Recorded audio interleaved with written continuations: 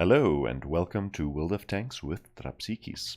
Having recently unlocked the T49 myself, it's a pleasure to see a game that can help provide you with more information to make the decision whether or not to use the high penetration accurate gun or the slow reload derp gun.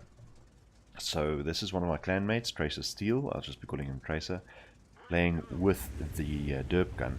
And you'll notice he's got an interesting loadout. He's changed the automatic order of his ammunition. He's not taking any standard HE, only taking premium HE. Now for those of you who don't know, the advantages of the premium HE is not only the penetration, which is 9mm more, but also the blast radius. Have a look there, 5.11 meters versus 3.66. That's about 1.5 meters of extra blast radius, which means that even if you don't hit the target, which is often the case with the derp gun, you'll still do some damage. That one I believe did hit though, so he managed to pick up his first kill with his first shot. Very nice. So obviously the disadvantage of the premium HE is that the cost is much higher, but you could argue that because of the long reload, 20 something seconds, you're not shooting a lot of ammo, so it might be worth it to actually use the premium HE. I'll leave that for you to decide. Please do drop me some comments if you have some extra information or an opinion of yourself about the premium HE versus standard HE. Right, so here you'll notice that Tracer is aiming at the Patriot and requesting fire, but not taking the shot. The Patriot is behind a ridgeline there, so only a bit of his turret is sticking out, and it would be extremely lucky to actually land a shot. However, if he did fire, he would be spotted by the TDs and would have to move. So not taking the shot seems to be the better option there. Right, so he's already done a little bit of spotting and picked up his first kill, which is always very nice. And again, you'll notice he's not taking the shot, even though there is a sliver of the TD over there sticking out or protruding, the Jack Tiger. He's not taking the shot simply because, well, A, it would be very lucky to hit at all, and B, if he did hit, chances are he would hit the thickest part of his armor and not do a lot of damage. So not taking the shot, again, the better option, simply because it's not worth it. Your chance of not doing anything is great, and your chance of getting spotted and getting shot at is significant.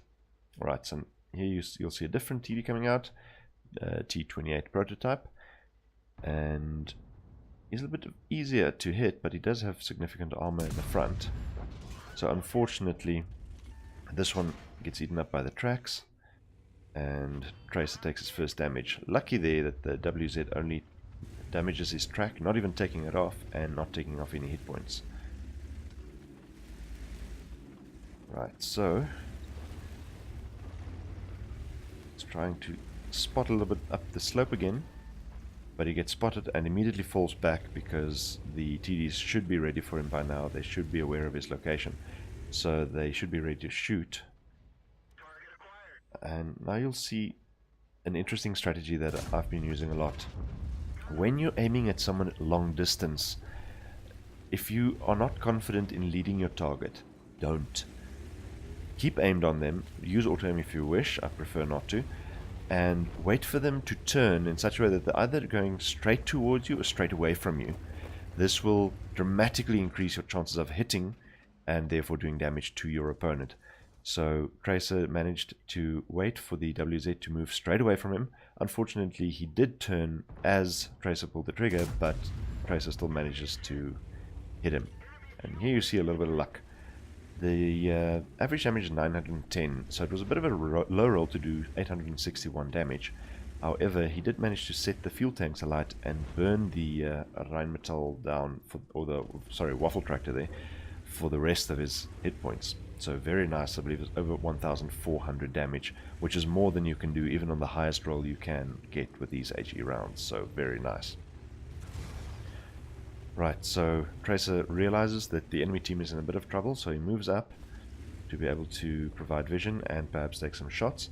And you can see that Scorpion G moving up the slope there. Obviously, moving up the slope, tank slows down, but this was extremely lucky to hit that guy. The bloom wasn't reduced yet, he wasn't fully aimed in, and to hit him in the turret like that is just a roll of significant luck. Congratulations on that one. And a very nice 896 damage there. Right, so teams are tied at 5-5 kills. Fortunately, the T30 friendly one manages to take out the enemy Scorp there. And yet another enemy falls, changing the look of the battle quite a bit. Now this FV is trudging up the hill. Fortunately, this means his speed is reduced. And Tracer manages to give him a nice shot in the side. Unfortunately, not penetrating and only doing 332 damage. Now, derp gun versus high pen gun. Here, if he tracked him, he would have been able to land a couple of extra shots, maybe even perma-tracked him, and taken off the rest of his hit points there.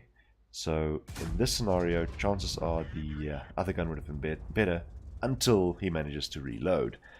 Catches up with a little bit of a high roll, 930, which definitely compensates for the possible tracking he could have done with the other gun.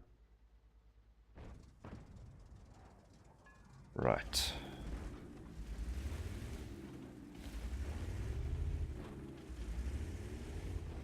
Now Tracer decides to move up a bit. In this stage of the game, it's always difficult to gauge whether you should push or hold. Personally, I always say I should play defensively, but I tend to rush in, and that's usually a mistake. Simply because, yes, you're 3 kills ahead for now, but you have to take into consideration which enemies are remaining, which friendlies are remaining, and how many hit points they're on, and where their positions are. So if you look at the spread of the friendly team, it's quite evenly spread out, whereas the enemies are concentrated around their base. So should you rush in, chances are you will get eliminated without managing to do a lot of damage. And now you'll see this one fully aimed in and still misses. That's the disadvantage of this gun. Even if fully aimed in, your chances of hitting your target are quite low. So I've found personally that you should just keep driving full speed, try to close the gap between yourself and the enemies if you're using the derp gun, and shoot at them. Sometimes you hit, sometimes you don't. But if you stop to aim, chances are you'll get hit by the enemies. So don't give them the opportunity to shoot unless you know you're not spotted, and take the roll of the dice. Sometimes it works, sometimes it doesn't, but at least you live to tell the tale. Right, so the enemy T49 there, spotted, and unfortunately the enemy RHB takes out the friendly charioteer. Now, we know he's below half health, might have been hit by RT, and then the rest is taken down by 1 HE shell. That you could not do with the high pen gun. You would have had to hit him at least twice to take off that number of hit points. So in this scenario, the derp gun obviously being superior. And now you see Tracer joining a platoon there, or inviting someone to a platoon there, to pick up a cheeky brothers in arms. Alright, let's have a look at the post-game stats. Ace Tanker, unsurprisingly, for the 1454 base experience, very impressive. Tank Sniper, which is a very odd one to get with the derp gun. High Caliber, Patrol Duty, and that cheeky brothers in arms. If you look at the team detail, he's number 1 on damage on either teams by not a very great margin, about 300 damage on his own team, but on the enemy team he did more than 2,000 damage more than anyone managed to rake in. So that is quite impressive. And on the personal details, you'll see he's running a premium account, so he managed to make a profit even though shooting mostly premium HE, which is interesting. And the profit is slightly more than what he paid for his premium ammunition, so that is very well done indeed. Congratulations, Tracer, and keep sending me these wonderful replays. Thank you for watching.